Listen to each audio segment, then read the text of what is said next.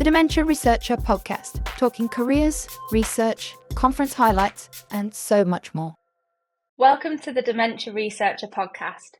Today, we'll be exploring an incredibly important aspect of academic and research life, peer support and community. Whether you're just starting out in your career or you've been working in the field for years, being part of a supportive network can be transformative. And today, we'll introduce you to 3 communities that could make all the difference.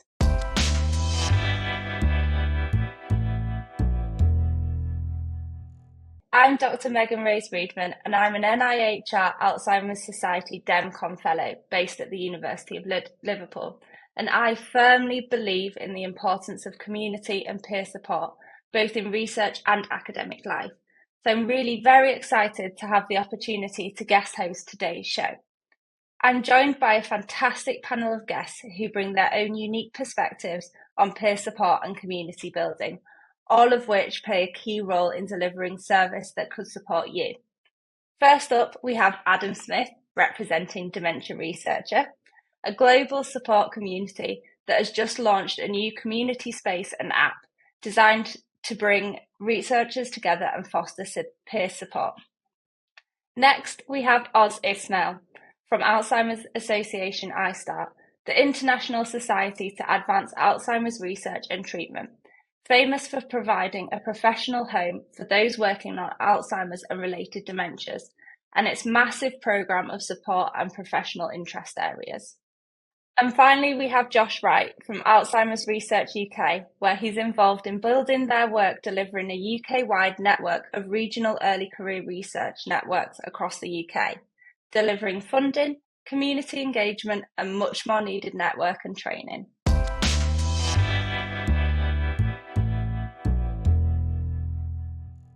Well, together we'll be learning more about their services and exploring how peer support can make a real difference, whether it's sharing advice, collaborating on projects, or simply knowing someone that understands the challenges that you are facing.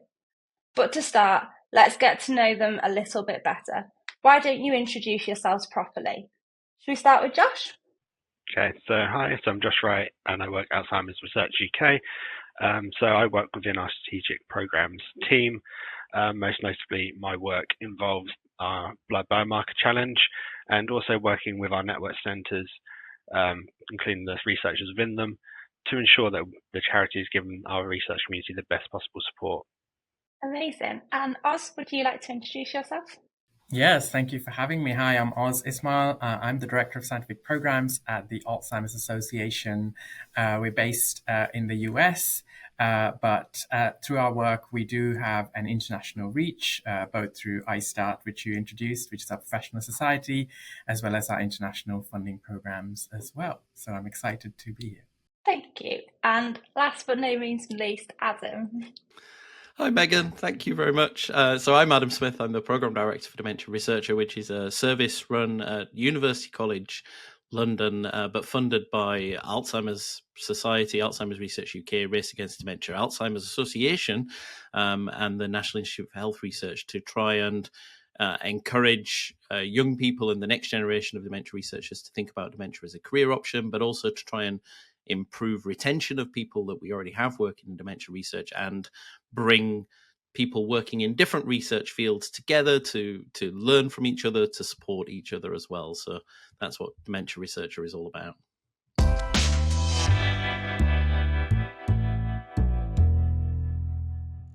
To start us off, let's talk about community. Oz, as a former researcher yourself, why do you think having a strong supportive network is so crucial for researchers? I think it's really crucial, particularly early in your career, because when you, I think back to my days as, I started off as a research assistant and then went on to my PhD. And when you're so early in your career, what you need is that community. And by that, I mean a community of peers, both at your career level, so that you can kind of work through the nitty-gritty and the challenges of, whether it's being early in your career, whether it's specific to your PhD. And then also having those mid-career and senior folks in your community as well, so that you can start to build those connections as you look towards the next steps, be it trying to find a postdoc or trying to find other career routes as well. So it's really difficult particularly when you're a new person in a specific field. So, I mean, when I first entered dementia research specifically, I was, my bachelor's was in physiology, and then I had done some work in mouse genetics and so on. So, it's normal, I think, for people in a scientific career to kind of navigate through different areas. So you always want to find that group of people who are the experts, as well as who have commonality in your subject area. Professional networks are great for that. So that's why I always, when I was early in my career, in addition to ISTAART, I looked for other different professional networks as well, so that I can then start to find my niche and find my place in the space I was working on. I think one of the things, picking up on what you said, is it's quite a unique career that we're all involved in, and having people that really understand what you're going through as an early career researcher is so important. You've got all your family and friends around you, but it's quite niche. It might not be something that you can necessarily talk to other people about. So I think picking up on what you said, that was really super important for me. What about you, Josh and Adam? Do you have any sort of reflections as to why it may be so important? It's funny you should mention that about understanding what your parents understanding what you do. I read a post on social media earlier today where I can't remember his name, who said that his mum tells all their family and friends that their son is a brain surgeon, and he's not. He's a neuroscientist. But exactly that, I think, particularly for kind of first generation students. I mean, having people around you who can help. But I think there's that professional side of things, isn't there, where you get that kind of collaboration and idea exchange. I mean, you don't see single author papers. You see papers which have a whole bunch of people, and they're all coming together to support each other in the research. But then there's also that personal side of things, isn't there? There's that kind of emotional support and career advice, and I think your networks are built up of all those people. And it's quite helpful when you're looking for your next job as well. I think not what you know, but who you know can be particularly important in academia, maybe. Well, maybe it shouldn't be, but I think that's also helpful, being able to have people who you know to go get that advice from. I mean, we certainly wouldn't be able to do Dementia Researcher if we didn't have that kind of support of people around us, because all of our content comes from those people.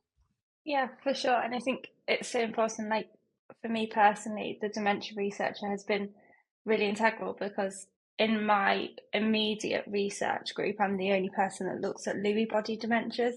So having the opportunity to connect with other people who look at Lewy body dementias across the country, but even wider, across the world, has been so integral. So sometimes the geographical location could be a restriction, but the services that you guys sort of offer take that barrier away. So it's been fantastic in that regard. Josh, do you have anything to reflect in this manner? Well, I'll first by saying I've not been an academic in my career, unfortunately, so I don't have any sort of direct experience on this. But I will say, even just thinking about Alzheimer's disease on its own, it's a very complex disease, and trying to do research in this space is in itself complex. There are different approval processes, different regulations, and particularly as you're starting out in your career, it's very difficult to navigate, to be honest. And I think the important thing in the community is that you can bring in so much expertise from different people and different places, to actually smooth that journey along. It comes up with so many opportunities for collaboration, but also ways to sort of improve yourself and learn from what others have done in the past. Interesting. So Oz, I'm just wondering, obviously, we all know there was a big thing that happened, the global pandemic, that really changed research as we know it. Have you, sort of seen or acknowledged any differences in the need for community and peer support pre and post pandemic at all? Yeah, absolutely. Particularly for those, around towards the end of their PhD or just starting their postdoc. So like during the pandemic, I was still in my postdoctoral training. And it was this moment where all of those opportunities, we suddenly realized that a lot of opportunities are kind of face to face and in person. And so a lot of that went away because we all had to, isolate in our homes or in our little pods. And that meant that things like conferences, which maybe we also took for granted sometimes, or even departmental seminars where we share our work with our peers and our colleagues, they all kind of went away. Of course, a lot of that then quickly moved virtual as well. But then, the opportunity, particularly to meet the wider community, so reaching outside of your university or outside of your even your country, suddenly went away. And it's things like that then that spurred for the Alzheimer's Association ideas like the Neuroscience Next conference, which has now continued to go from strength to strength. But it started during the pandemic specifically to cater to early career researchers who didn't have opportunities to showcase their work on an international platform. So for those who aren't aware of Neuroscience Next, it's a virtual conference that happens now every year, and it's kind of broadcast from different countries into a virtual platform. But it comes from different international hubs. And so when it was during the pandemic, we all kind of broadcast from our homes, and people were able to do the usual submission of abstracts and showcase what work they were doing. But now they have the opportunity to do it in person as well as virtually. But what that really taught us is that even bringing the community together virtually, there was a need for that, because that also then created opportunities, both for showcasing work, but also to host networking sessions virtually as well. And also for early career researchers to say they were part of this group, they were part of this conference, they were part of this community, and give some kind of validity to it, because it was an international platform, it was an international conference. So creating those opportunities are hugely important, particularly I think the pandemic showed us that. And another thing that we at the association learned was that continuing those offerings was important. So ISTAART members continue to get free access to a lot of our virtual international conferences as well, because we know that even though the pandemic is over, it doesn't mean that people immediately have access to international opportunities. So we continue to offer that virtual space as well at our conferences, as well as through ISTAART's virtual kind of webinar offerings that we do ad hoc as well. So definitely learned a lot from the pandemic happening. And I think particularly another piece to that is early career researchers, students and postdocs may not necessarily, be the people with the most funding. So again, those virtual opportunities are important to remove barriers to access as well. Definitely. And without getting my violin out, I was a first year PhD student when the pandemic started. So most of my PhD was in the middle of the pandemic. So I don't know what it's like to have these lab group meetings all the time. I don't know what it's like to bump into members of staff in the tea and coffee room.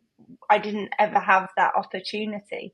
It was almost just me, myself, and I in a room with my laptop, speaking to people with Parkinson's and with dementia virtually.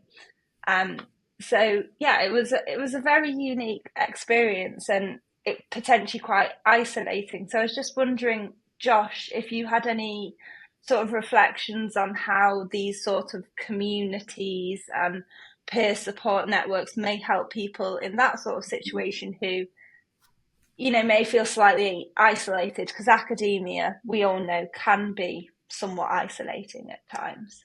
That's a good question, to be honest. And I think we've already touched on this in previous comments, but I think that communities can sort of bring together people with like-minded thoughts, experiences, hobbies even, to be honest, and particularly sort of mention sort of the COVID situation. I think a lot of us sort of come together online in different communities. I think there's uptick on sort of Zoom quizzes and the like. I know from sort of Alzheimer's Research UK, we ended up with loads of online channels suddenly popping up so people could discuss things like cats or photography or what they ate last night, to be honest.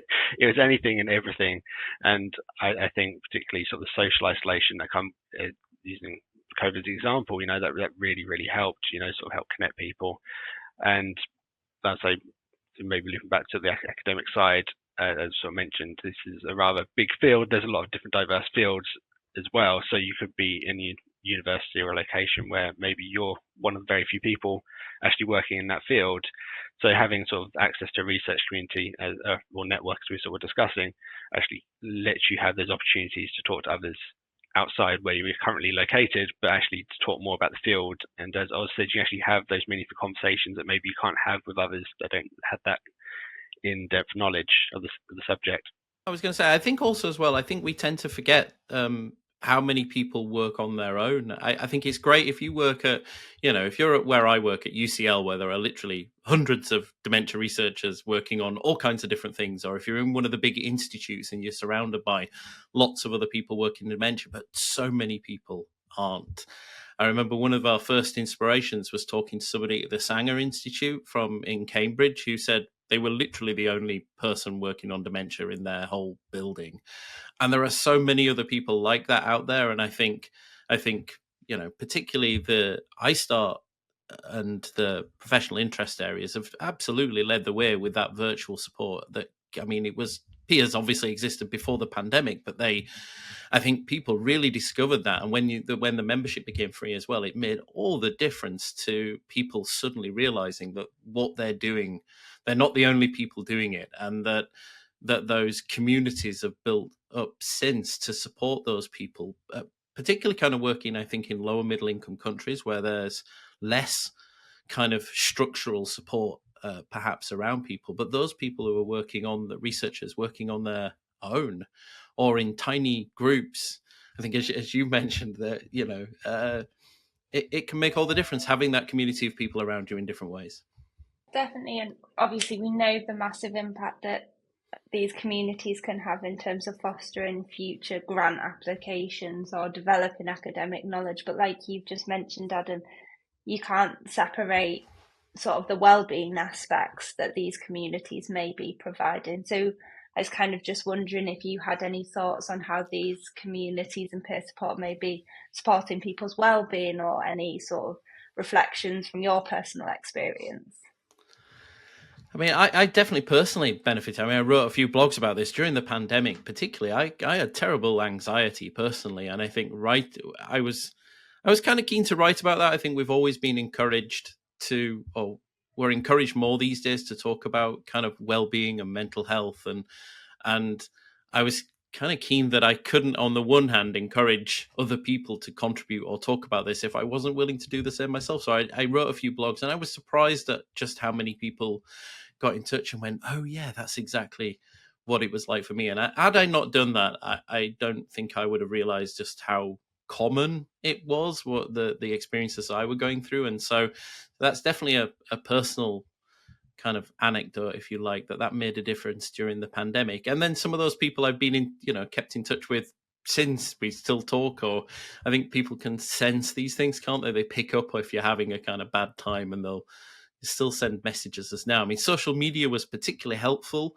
at that time, and it does concern me now. I think we know that many people are turning away from social media for all kinds of reasons, and it does concern me that it has provided that in itself has provided a great community that I'm worried we're losing because of the direction social media has gone in. So, which makes it even more important that these communities we're talking about today at Dementia Researcher and Alzheimer's Society and ARUK are there to offset for those people that don't necessarily want to go to social media. I hadn't even thought of it like that, but it's such an important thing to consider. It's a safe space, right? The Dementia Researcher app and all the other, like the ISTAART and everything. It's a safe space where we can discuss academic but non-academic things as well. So it's definitely really very important. And I think you guys will have done a very good job at convincing everybody that peer support and communities are so very important in the academic world that we are all in. So I think now maybe we take a little bit of time to get into the specifics of the area of work that you are all in.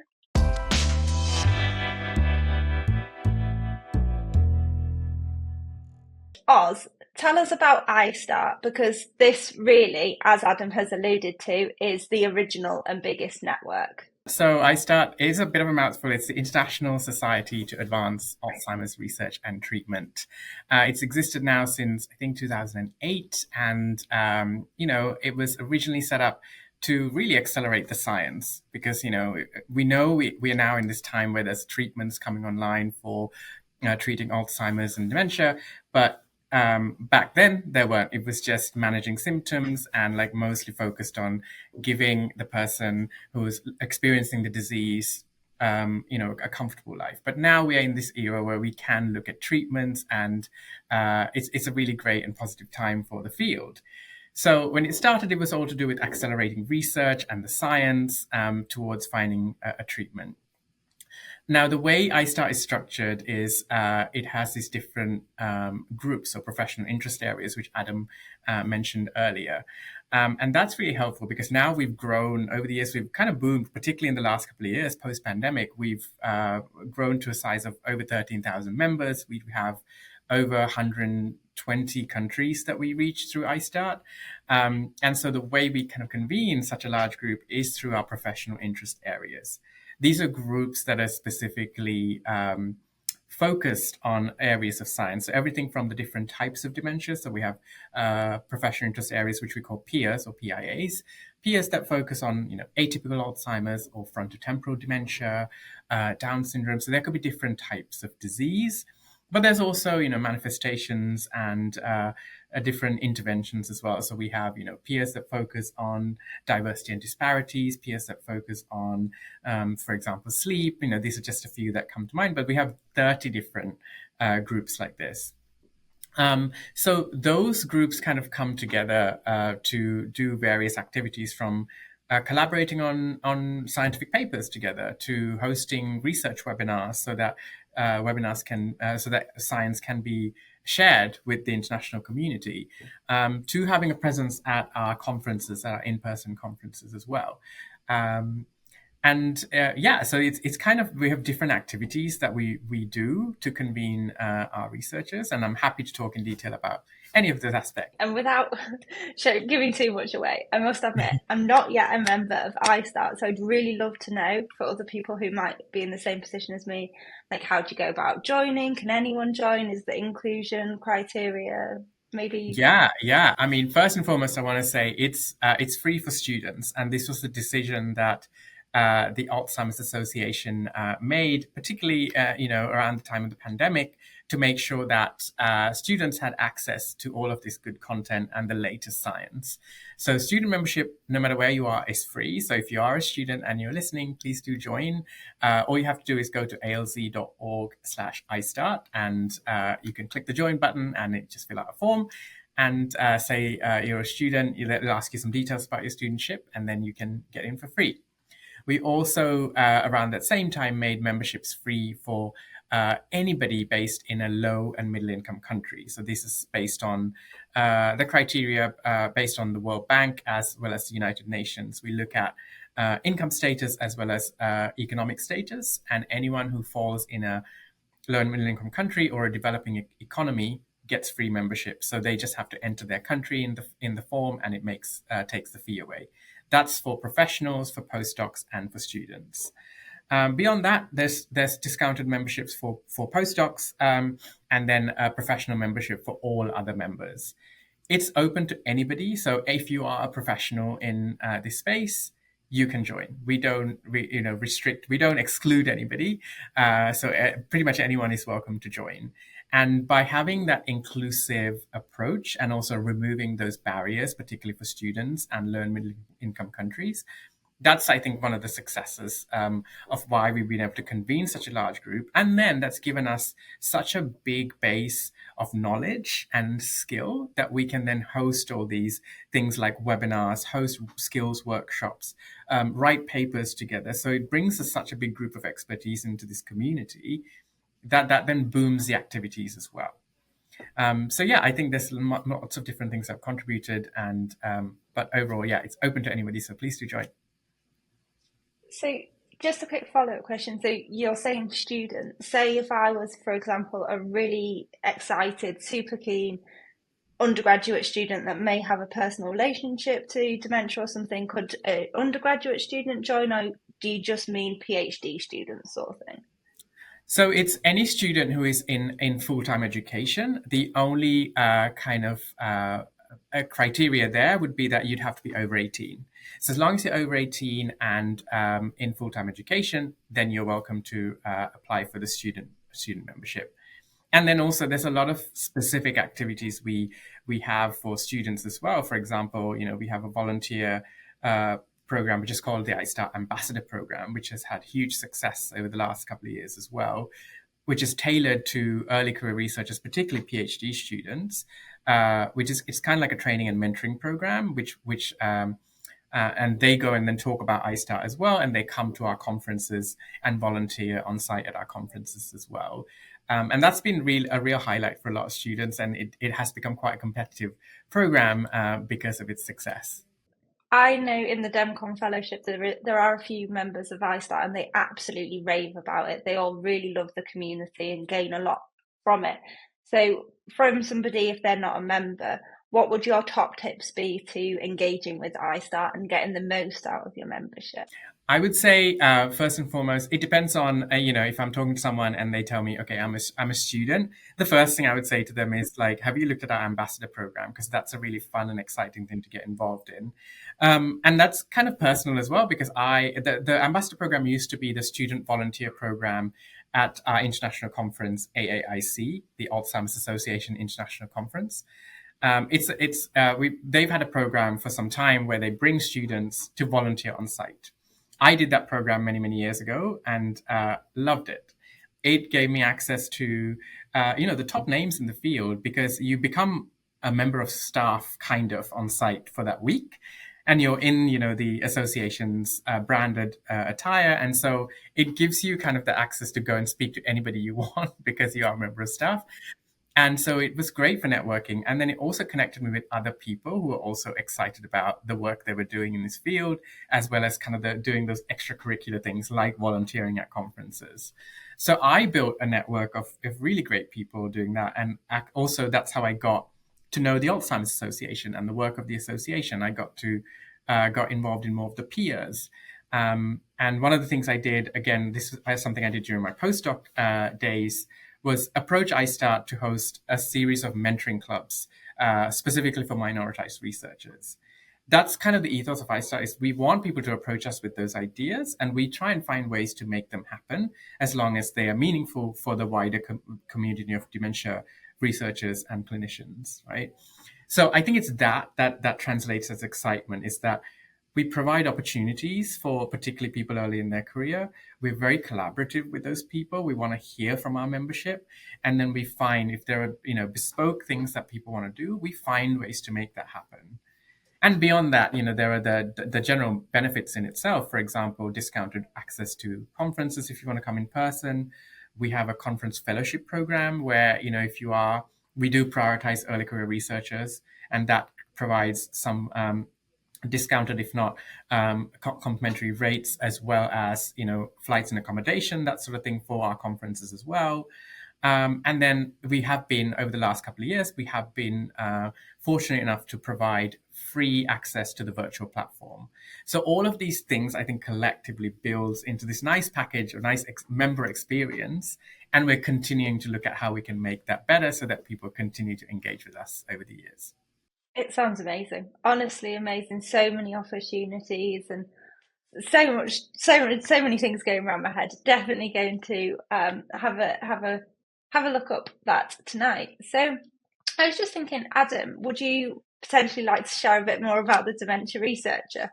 I would, although I'll pick up on one of Oz's points first as well, which is, so if you're going to attend the AIC, you get a discount if you're an ISTAART member, and the ISTAART ticket is almost discounted as much as your membership is. So it makes no sense not to, if you're going to go to the AIC, you should absolutely join ISTAART because you get the money back. It makes complete sense. And I chaired one of the peers for a couple of years, and I think as a student person wanting to come forward, a student wanting to get more involved, the peers every year have pick their new executive committees, or every 2 years or so, and they're always really super keen to get more early career researchers involved. Every one of most of those now have ECR representatives and opportunities, I know, and you're Lewy bodies, aren't you? So, and we had Edge Byram on the podcast back in July, who's the most brilliant, enthusiastic kind of advert for a peer you've ever come across. And I know that Edge is also in the journal club that you've just started on our community app. So, so if you've not joined yet, you better do, because if not, I'm sure Edge will make you join quite quickly. So anyway, so Dementia Researcher Community, so the website's been going obviously for quite a few years, and we've always found ways to try and be more proactively bring people together, rather than just publishing blogs and podcasts and content that people we know enjoy. I think some of the best feedback we had is when podcast guests were getting in touch with and saying that people had listened and got in touch with them, or there were comments back on the blogs and content people were writing, and from the outset we've had this aim of bringing people together to support each other, and for some time been trying to find a way to do that, because I think we tried forums in the past and they weren't necessarily they weren't very successful. Some of the community spaces, I think people were more comfortable using social media. And as that's changed, I think over the last couple of years seemed like a great time to start doing this. So we have this new community app, which is called Dementia Researcher. It's in all the app stores. You'll find it. There's also a website version. And we've really tried to listen to people to say, what did they want from this? I mean, inspired by ISTAART and ARUK and all the other great networks that are out there. So we have different spaces for different things. So we have a weekly webinar series in there that's booked right through to next September with 120 speakers over the course of the year talking on. We did one this week on how to overcome problems when research goes wrong. Next week's is on how to do a Viva. So there's one of those kind of every week, and all the recordings are available. Then we have these discussion spaces for talking about different research areas and different career challenges. And then some more fun ones, like how to find somebody that's going to go to the same conference as you so you can buddy up, or how sharing successes. And then we, of course, have journal clubs as well. Again, people were feeding back to us that they wanted to be in a journal club, but there weren't enough people in their lab or weren't enough people at their institution that would do that. So we've set up virtual journal clubs, and anybody can ask to start one as well. I think at the moment we've got 8 or 9 on Lewy bodies and LGBTQ plus research, and we have another one on computational research, dementia prevention, Lewy body. Did I say Lewy body twice? Lewy body. They're all all the journal club will complain if I don't remember. There's one qualitative research, sleep and dementia is another one, and occupational therapy. And these are people who asked to start. So they all meet. There's like 20 members in each journal club. They meet each month and just run like you would a face-to-face journal club in your. But the great thing is that the people from around the world, so you get those different perspectives and building up these little micro communities within the bigger community, but focused on a certain research field. So there are those. And I'm going to kick myself afterwards for failing to mention something. But we also were really keen that this wasn't just something for us. I mean, we've got this platform, and it's an opportunity as well for us to lend out some of the space to others who have to other communities that want a space where they can bring people together to either meet or to do discussion groups and things. So we also have this partner community space, and so far we've gotten people like the DemCom Fellows have their own community space, which is private. It's just for you. We're working on one at the moment with the FTD group at UCL want a space again where this won't be available. It's only for the people doing FTD at UCL. And if you would like your own kind of community space, we can support and facilitate that as well to bring people together. But it's kind of chat groups, event meeting spaces, and we're trying to make it kind of vibrant and exciting as we can by putting on various live streams and discussion groups. And it's still in the early days, but I think we got over almost 600 members now since we launched in the last kind of 6 weeks. So it's going quite well. And from my perspective, I can definitely say it's a great app, absolutely fantastic, and I love it. There's Oh, you two too things kind. that there's two things that I really like about it. One thing is that you've mentioned, I love the celebrating successes space. It's just great to see people posting on there like, oh, submitted my thesis draft today, and everyone commenting, congratulating people. There's even people that have posted on it saying, not great news, got a grant rejected, and everyone's just there supporting him like, it's fine, don't worry, this happens all the time. And it's just I just think it's a fantastic space. The other thing that I love that I don't think you mentioned, and correct me if I'm wrong, is the alerts that I get about funding calls and job opportunities.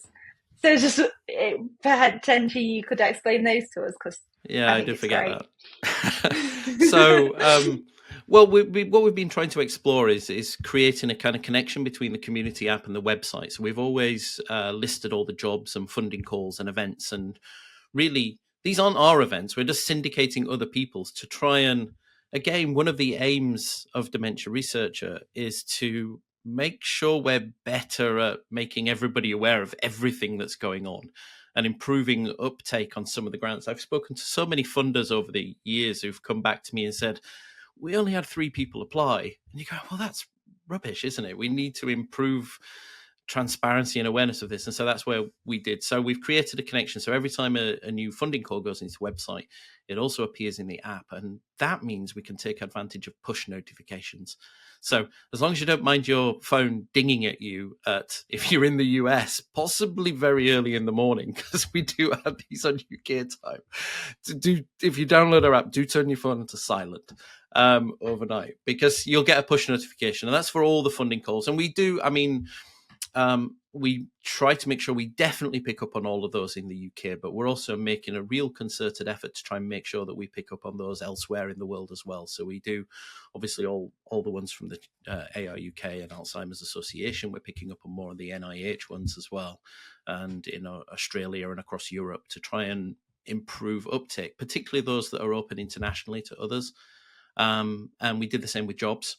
So now if you want, you can say, I'm interested in jobs in molecular and cellular mechanisms. And if you join that little community space, you'll get push notifications when new jobs are added as well. The great thing is I'm still discovering that there's so many new and interesting ways to use the functionality available. We've also got courses.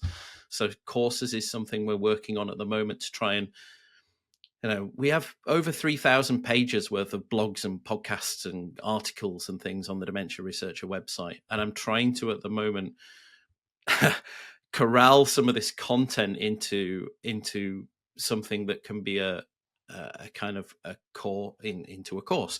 So we've got something like 45 posts across our website on Viva preparation and doing your Viva. So taking all that content and those are live streams and blogs and podcasts, and trying to reorganize it and use that content into a systematic way that makes that into a bit of a lightweight course. So anybody who is coming up on their Viva, they can do that through the app. And so Viva is one example, which we're working on right now, but yeah, we're still working out new ways to use this. I'd have loved that course pre to my Viva if that was available. I'm rushing out. That also, oh no, it's too late. This podcast won't come out till afterwards, but if you're watching now, that's next week's live stream. Amazing. So similar question to you, Adam, as opposed to Oz. How does one get involved in the community? It's free. It's international. For the community, you can just go to your app store on Apple and Android and look for Dementia Researcher and download that. If you don't want the app version, you can just go to communities.dementiaresearcher.nihr.ac.uk, sign up via the website version, and again, open to people of all career stages. And all working in all different fields of discovery, whether you're working in fundamental science or care research or clinical, it's for everybody. We also have created some spaces, particularly, again, talking to people living with dementia in our PPI group, for those lived experience researchers. So we know that there are quite a few people with who are involved in co-production studies who So we're providing a space for them as well, with some qualification that there's a lot of things in here that aren't aimed at those people, but keen to bring those, give everybody a space where they can talk. So apps, go to the App Store. Thank you so much. And then Josh, I was just wondering if you would potentially be able to speak to us a little bit more about the ARUK network. The network's actually been going for about 26 years now. I only found out the other day. Yeah, that was my face as well. And we currently have about 3,000 researchers spread across the UK. So these are split into 12 regional network centres, we call them. And all these centres actually lead their own events for the public, but also science events as well. So these are great opportunities, particularly for ECRs, to sort of showcase their work, to chat to other people, maybe find someone they possibly work with in the future. And yeah, so there's been some really good events in the past, particularly with the public as well. These are always really well received, and so we always get amazing feedback from these. Also, through the ARUK network, we offer various grants. So these are pump priming grants, travel grants, and equipment grants mostly, and these are available to be applied for by any members within the networks. And these are usually quite critical to the research community that we cater to be honest. We find that we get amazing responses from the community, particularly around the pump priming grants. People say they sort of kickstart careers. They're something that actually, for an ECR, is a great thing to have on a CV. Having a grant on his CV, they sort of say it's then amazing because they can put that on for their next application. If there's maybe something a bit more competitive at the university, it's maybe not dementia specific. It makes them much more likely to get a grant from elsewhere. But also saying there's equipment grants as well, so people are able to sort of get additional resources for their local spaces, to sort of help prime anything that they want to do, and also the travel grants as well. So another good opportunity to get people to conferences that they need to go to, and again another great way to sort of showcase your work and also network as well. So I'd sort of say we're very much sort of focusing on supporting the research community, and yeah, so the networks will provide a lot of opportunity for collaboration, networking, and also the funding. But we're just trying to ensure that the community is actually equipped to tackle any challenges and every challenge that they have ahead, to be honest. And we understand that, as mentioned earlier, it's a very complex landscape. So it's making sure that everyone has what they need when they need it.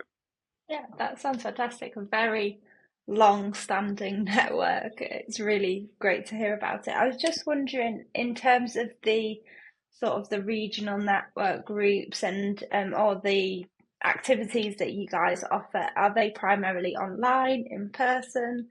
What's the sort of setup in that regard? That can be mixed depending on the network centres. As I said, these are led by the local researchers, so these could go with what the local requirement is. If there's a lot more people wanting virtual events, they can do that. But every centre currently has an in-person event a year, so these are always really well received. So everyone come together, sort of chat about their work, what they want to do in the near future. That's sort of on top of the public engagement events they also do. But also they all seem to run workshops as well to sort of help the learning development of everyone. So these are very much focused on what the researchers in the area sort of want to do. There's been workshops on how to write CVs, sort of how reproducibility of work, fellowships, any and all career skills. If there's a demand for it and someone's able to cater to it, it's the whole thing about being a community is that if someone has skills and is willing to share it, then why not? Can I jump in? I love the ARUK next week because I've been to quite a few of their meetings particularly actually in the last few months, and they have this brilliant kind of family feel about them as well. Everybody kind of really knows each other. They work to each other. And it really does have a kind of local community feel about them, which it's super warm. It's so kind of welcoming. Everybody's really kind of nice, and you get the impression that each local network does its own thing, but they're super local, community supportive, and the funding, it makes a massive difference. That being able to provide bridge funding between posts or little, small grants to buy equipment and things. Nobody else does anything like that. I mean, I don't know in the US whether you have local network equivalents, Oz, through, because you've got the chapters and everything, haven't you, that might do similar stuff. But nobody else is doing this. There's no other network like ARUK across the UK, and it's absolutely makes a massive difference. I'm just listening here about these seed funding grants that they would make such a massive impact on my career when it was so early. Everyone talks about the next stage to a mid-career is getting this massive grant and this elusive grant that everyone's talking about. So if you have these seed funding opportunities, that just sounds honestly fantastic and really definitely something. I've got so much to research, I'm telling you. So all of these networks, all three networks, are absolutely fantastic. And I was just wondering, from all your perspectives, is there anything that you think makes them unique compared to like in-person support, more traditional? See, Oz is lucky. He does both. I mean, they do.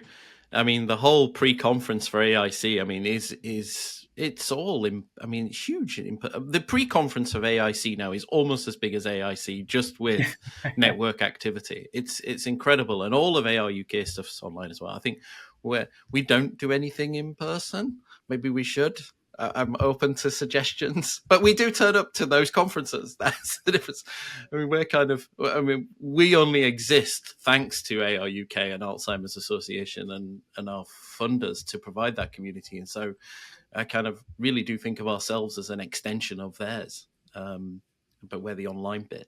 And I think there's huge potential in all these, like the connecting these communities together, because there is a lot of overlap between all three of these communities that we're discussing today, right? Most people probably are in that Venn diagram, they're in the middle, right? And that collective knowledge is useful for things like that pre-conference program at AAIC, because we call for submissions for workshops that we host before AAIC, and those are workshops that are hosted by experts in the field for the next generation of people moving through this field, and so. Even though all of these networks exist virtually, then they help in kind of disseminating this information and bringing the expertise together for those in-person opportunities as well. What about you, Josh? Do you think there's any fundamental differences between these peer support communities compared to your traditional mentorship? So is there any benefit that they extend beyond? Between sort of three networks, I think there is a lot of synergy between them, and sort of versus sort of traditional sort of networking. I think it does have the benefit of, as you mentioned before, that you don't always have the people you need to speak to locally. We're in a much more digital age now, so just emailing someone who's the other side of the country is possible, and it's a whole different world, I think, 26 years ago, as I was mentioning, to be honest. And I think there's massive value to be able to find the right expertise or the right people to speak to at the right time, to be honest. And I just think that all three communities grow, which have much more greater potential to sort of utilize the people in them, and just sky's the limit, really, to be honest. And you mentioned mentoring. That's something else I forgot about the app. You can find a mentor through it. There's a whole kind of find your mentor. We ask everybody who signs up, are you interested in being a mentor? And then you can filter according to people's different research fields and where they work and things like that, what country they're in, and see who's said they're willing to be a mentor, and they've all been offered to be contacted. So you can find a mentor through the app as well. That's also, that the power of having these kind of dynamic and hybrid types of networks. Because ISTAART does a similar thing of like providing ISTAART connections, which also provides opportunities for mentors, mentees, speakers as well. So it gives you this kind of directory, right? All of these networks gives you access to a directory of people. So you don't have to just... in my early days, I was looking for mentors within my department or within even my lab, right? But now you have this untapped potential of so many more international mentors, because you do need diverse mentorship to succeed in your career for different aspects of your career as well. And these networks provide that because there are these different resources that are available. And you've got that whole online platform as well, Oz. You haven't really mentioned that. You've let me dominate that kind of online space. But ISTAART also spent a massive amount of time building this brilliant online platform for discussion groups, and as you said, the whole finding people as well. It's awesome. Yeah, it's kind of tied to our website. It's called ISTAART Community. And again, it's a space. It kind of operates like a social media space where people can kind of post about, even if they're posting about their successes or just posting about a paper they published or like an event they're doing. And other community members can come and comment just like any traditional social media platform. And then we have, similar to the Dementia Researcher Community, we have groups as well. So for all of our professional interest areas, they have their own kind of private space where they kind of have discussions. And we post stuff about the committees there as well. And then around our conferences, we have like a whole host of kind of things that we post about conferences. And yeah, it's a very dynamic space, and anyone who has a membership gets full access to that space as well. So another reason to join. I think it's really great that you have these online opportunities for mentorship as well, because for me personally, I'm way too nervous to go up to somebody at a conference and ask them, senior academics. I just freeze. I can't do it. But the opportunity to engage with these, like real high hitters in the field online through these different community forums that you're mentioning is really great. And for me, it breaks down that social awkwardness. So I think from somebody who's engaging with the forum, it's been very beneficial in that regard to overcome those sorts of issues. I do know there are some people who may be slightly skeptical about engaging in communities like this. And I think hopefully by now, at this point in the podcast, we will have firmly convinced everyone it's a great opportunity. But do you guys have any tips or hints or any advice for people who may be still slightly skeptical? I would say with ISTAART, there are opportunities for you at any stage in your career, whether you're just trying to, dip your toe in and just just let all the material kind of wash over you, whether it's like the newsletters we send you or like the opportunities that we make you aware of. That's kind of how I started engaging with ISTAART many years ago myself. And then as I let those things wash over me, I was like, okay, this sounds good to me, or like this sounds relevant to me. And I started to kind of pick at certain things. And then looking at, we do have a lot of senior members in ISTAART as well, and they kind of drive forward things like research papers and all these big collaborations. So it doesn't matter where in your career stage you're at, there is something for you in ISTAART. So do join or reach out to us, and we're happy to help convince you. So we did a live stream earlier this week, which is a couple of weeks now by the time we listen to this, and it talked about kind of overcoming career barriers. And everybody was talking, I kind of forgot that everybody brought this back to the pandemic and those kind of issues of working at home and not having people around you. And I think one of the things that these communities provide is that great place to realize that you're not on your own, whether it is a kind of a career hurdle or a research problem, whether your code isn't compiling or whether you're not quite there with your grant application or you're looking for somebody who can help you with something. I can only speak for Oz app, although I managed to seem to speak for everybody else's. That's only because I think you're all brilliant. It's come and talk. Just come and drop those messages in there. You're going to find a warm, friendly, receptive group, whether that's at the ARUK networks or the others, or in our community app. That it's a safe space, I want to say, and I think researchers are looking for safe spaces to have those conversations, to ask those questions, not necessarily in public either, and we can do that. So if social media isn't for you, I think the community platforms can be great, but I mean, not just, even if you are a social media user, I think there's lots here in these spaces for you, which is all important these days. I think it's recognized that community makes a massive difference to your career and well-being. I would say that I think across all three of the networks, I think we also said that there's no obligation to participate. I think everyone is free to join. That includes the ARUK network as well. And as I said, let the everything wash over you. Read the newsletters, see what messages come through on Dementia Researcher, what communications coming from the ARUK Network, and just pick what feels right for you. Not everything will be for everyone, which is fine, but just knowing what's out there is probably the first step to actually getting what you need, to be honest. I'm right in saying that there's no pressure on anybody who joins whether you join ISTAART or a local network or download Dementia Researcher app, that you can just passively participate and look around if you like, read what's going on, and when you feel comfortable and ready to contribute or put yourself forward for something, you can.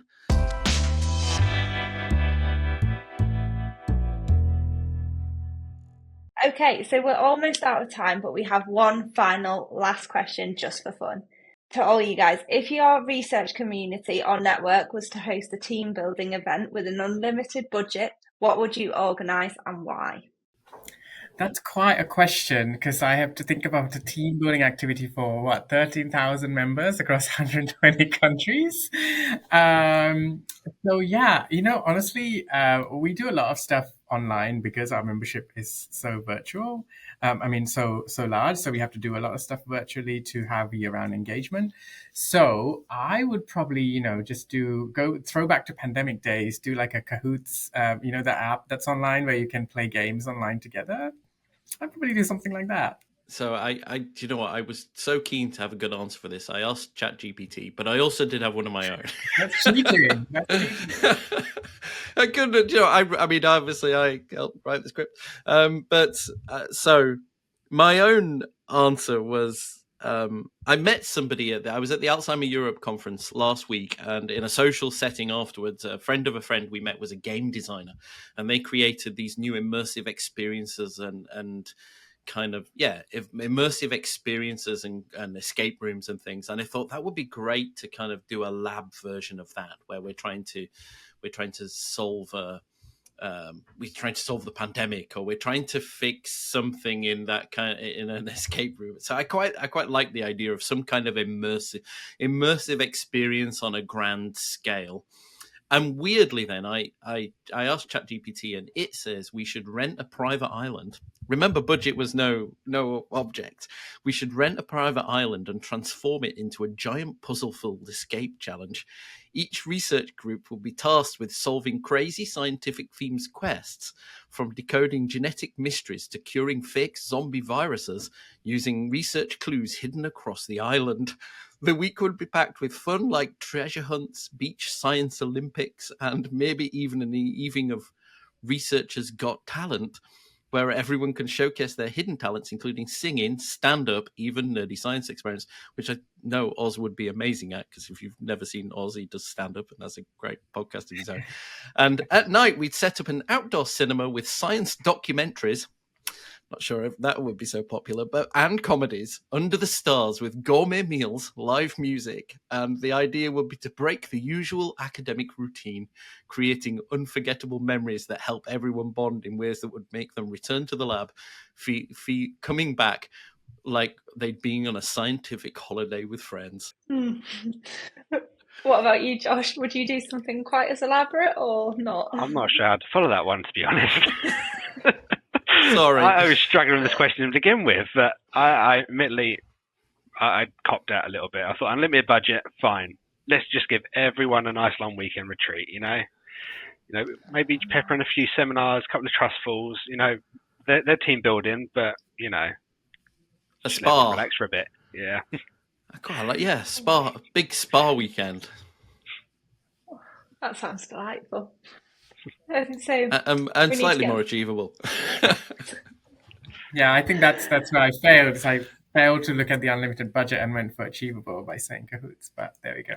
I'm afraid that's all we have time for today. If you just can't get enough of this topic, visit the Dementia Researcher website, where you'll find the full transcript, biographies on our guests, blogs, and much more on the topic. I would like to thank our absolutely fantastic guests, Adam Smith, Oz Ismail, and Josh Wright. I'm Megan Rose Readman, and you've been listening to the Dementia Researcher Podcast. Thank you.